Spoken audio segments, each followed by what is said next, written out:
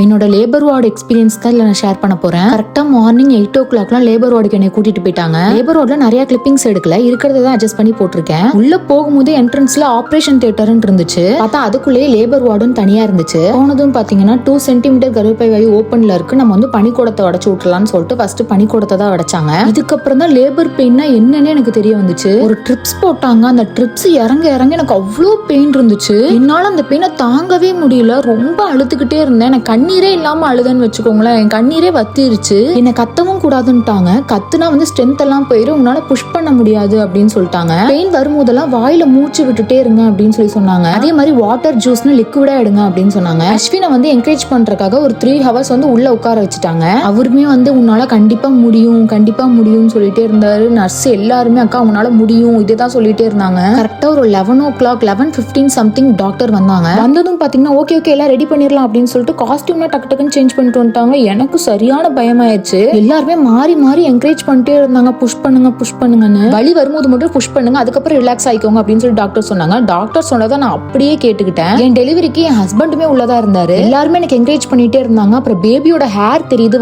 பாருங்க அப்படின்னு சொல்லிட்டு என் ஹஸ்பண்டை கூப்பிட்டு சொன்னாங்க.